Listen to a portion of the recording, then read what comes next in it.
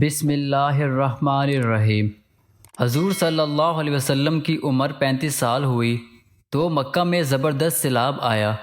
قریش نے اس سیلاب سے محفوظ رہنے کے لیے ایک بند بنا رکھا تھا، مگر یہ سیلاب اس قدر زبردست تھا کہ بند توڑ کر کعبہ میں داخل ہو گیا۔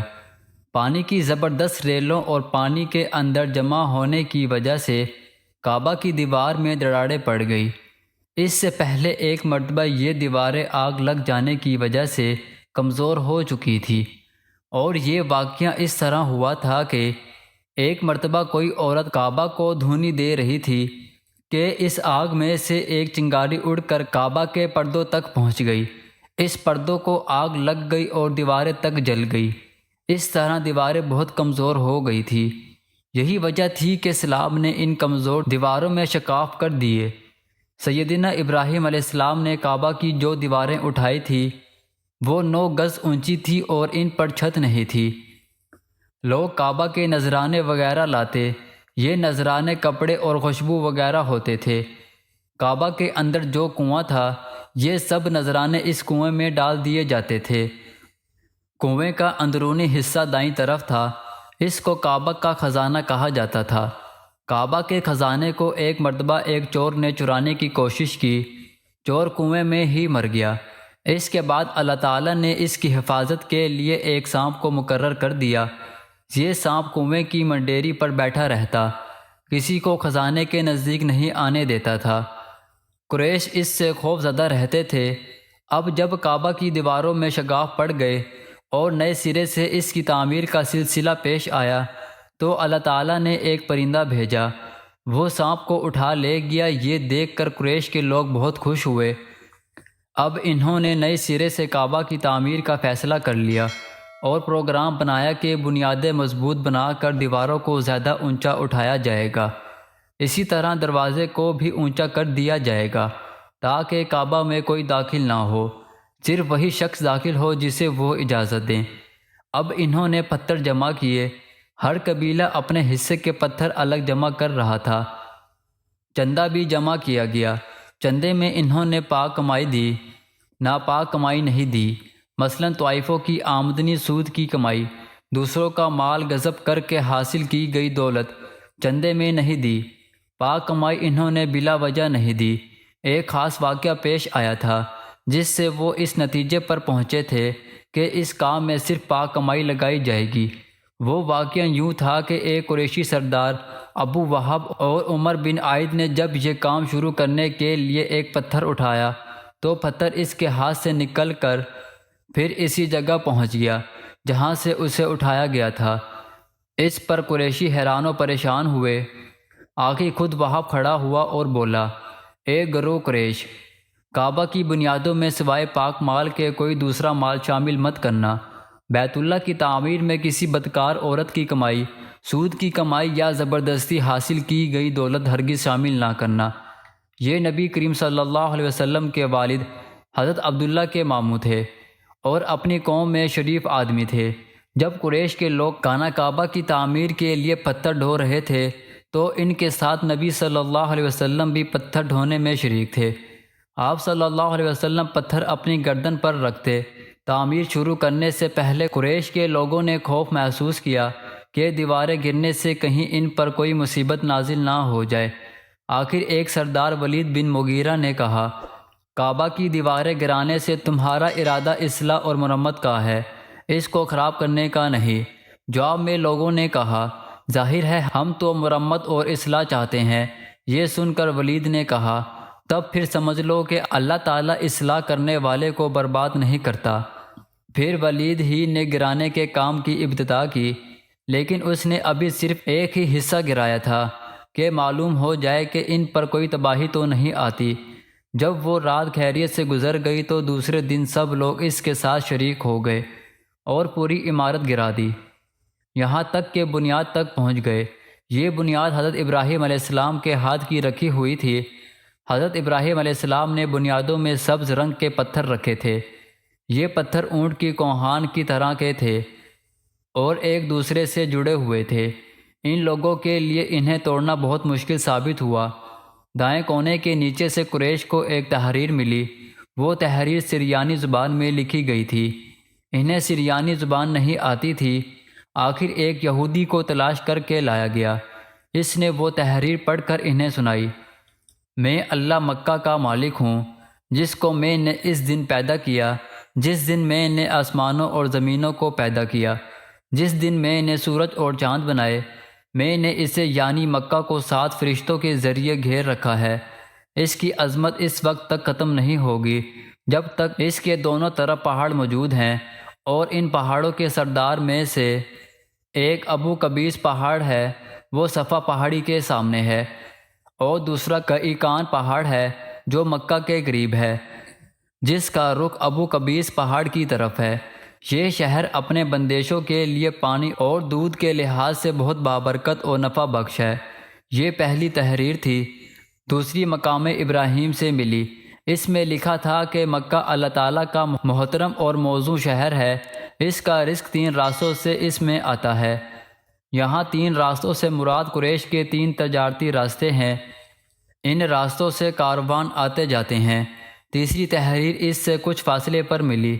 اس میں لکھا تھا، جو بھلائی بوئے گا لوگ اس جیسا بننے کی کوشش کریں گے، اور جو شخص رسوائی بوئے گا وہ رسوائی اور ندامت پائے گا۔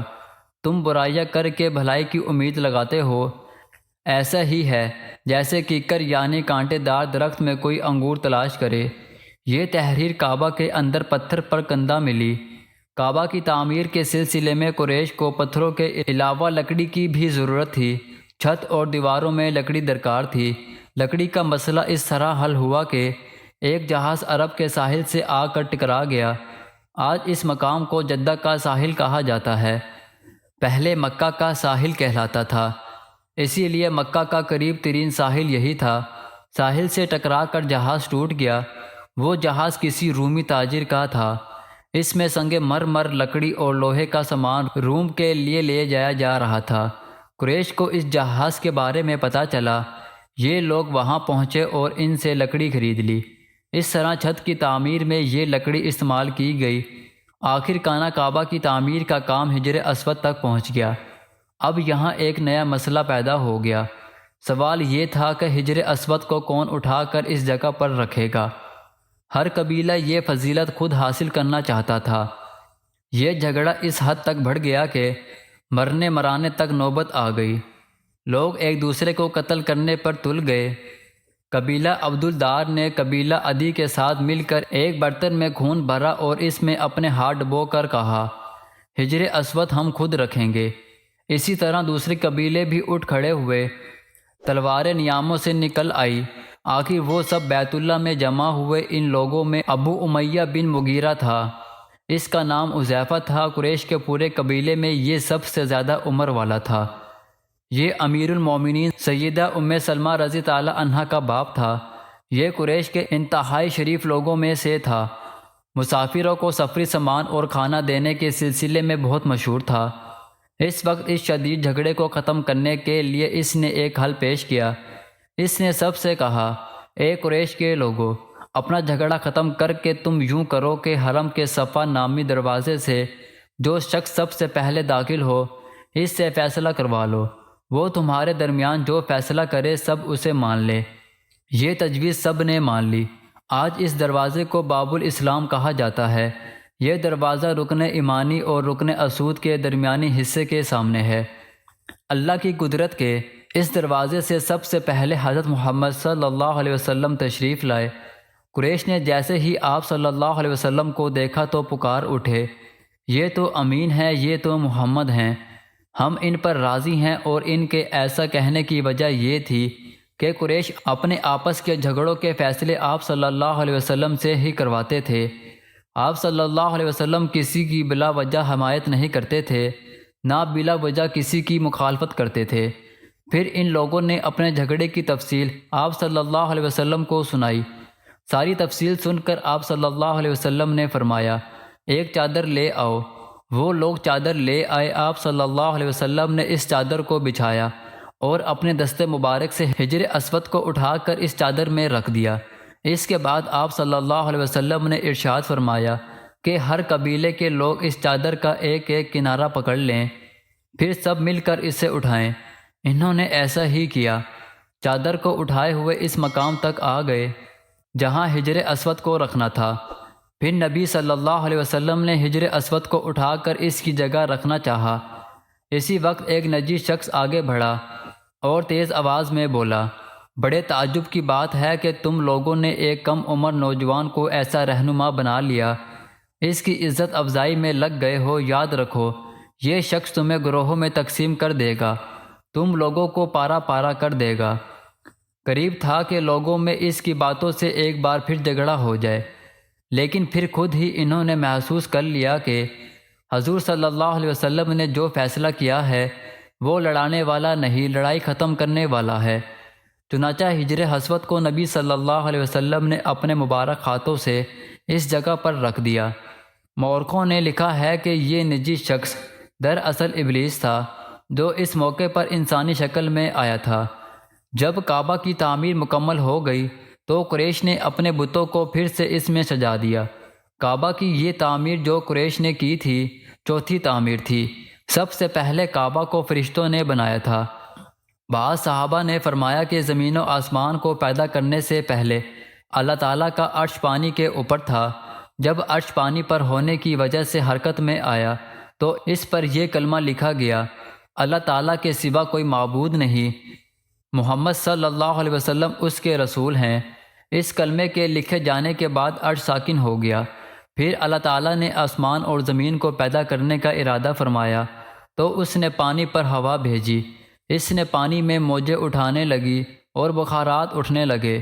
اللہ تعالیٰ نے ان بخارات یعنی بھاپ سے آسمان کو پیدا فرمایا۔ پھر اللہ تعالیٰ نے کعبہ کی جگہ سے پانی ہٹا دیا، جگہ خشک ہو گئی، چنانچہ یہی خشکی بڑھتے بڑھتے 7 بڑے آسمان بن گئی۔ جب زمین ظاہر ہو گئی تو اس پر پہاڑ قائم کیے گئے۔ زمین پر سب سے پہلا پہاڑ ابو قبیس ہے۔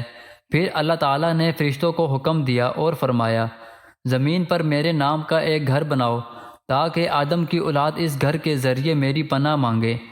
انسان اس گھر کا طواف کرے جس طرح تم نے میرے عرش کے گرد طواف کیا ہے، تاکہ میں ان سے راضی ہو جاؤں۔ فرشتوں نے حکم کی تعمیل کی۔ پھر حضرت آدم علیہ السلام نے کعبہ کی تعمیر کی۔ اس کے بعد حضرت ابراہیم علیہ السلام نے کعبہ کی تعمیر کی۔ اس طرح قریش کے ہاتھوں یہ تعمیر چوتھی بار ہوئی۔ اللہ تعالی ہمیں بہتر عمل کرنے کی توفیق عطا فرمائے اور ہمیں نیکوکاروں میں شامل کرے، آمین۔